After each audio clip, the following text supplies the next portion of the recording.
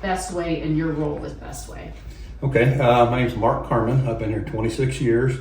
I'm the fleet maintenance coordinator, which means I do all the inventory control, scheduling of services, and fuel mileage and that stuff for all of our trucks and our landfill equipment. Okay. Keep track of all that, computer, a lot of handwritten reports, that stuff, weekly, monthly, and yearly. Okay. And how long have you been with Best Way? 26 years. Wow. Okay. Awesome. From a community standpoint, tell me a little bit about Best Way as it relates to the Decatur County community as a whole. We try to do the best we can to buy items from local vendors. What we can't find locally, we will go regional, but we do very well to buy products from many of the chamber members who are right here in the community. Tires, filter parts, different things for what we can do and spend our dollars here in the community. Okay.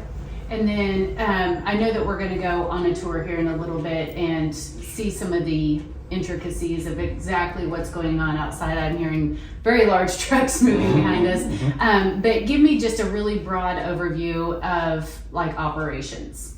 Well, we've got several routes and roll-off trucks both, and our route guys they start as early as 3 o'clock in the morning. They might work a 8 or 10 hour shift, and they're done by 2 o'clock in the afternoon, or they may start at 6 o'clock and they're done by 4 o'clock in the afternoon, 5 o'clock at the latest.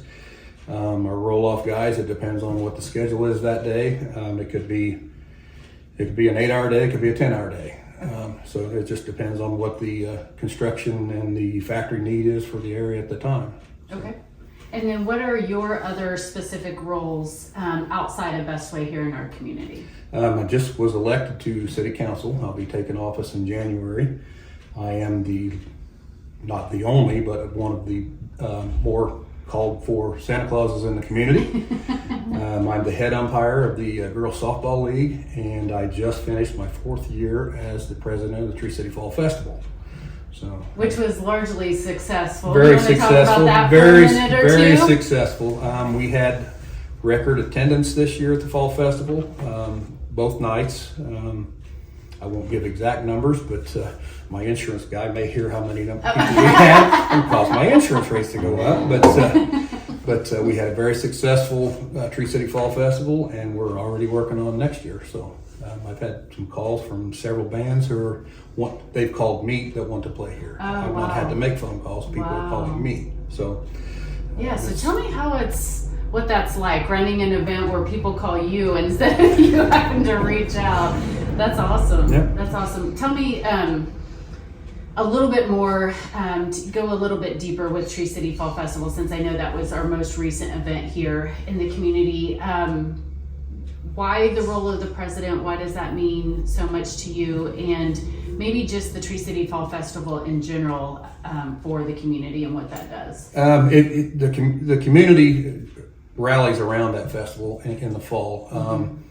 The role of president, I 4 years ago was my first time as the lead, and at that point I said I'm going to surround myself with people who excel in the different aspects of the festival itself. The pageant committee chair was a former pageant queen, had been in several pageants. My treasurer was a bank executive.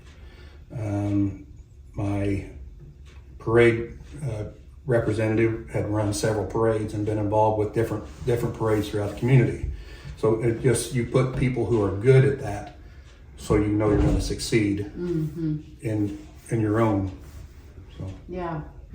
Well, we actually wanted to talk a little bit more about the Tree City Fall Festival rather than Best Way, because we received an application nominating you for the Don Horan Community Leader of the Year Award, and we're here to let you know that you are this year's recipient, as voted on by our nominated committee as the new Don Horan Community Leader of the Year Award for 2023.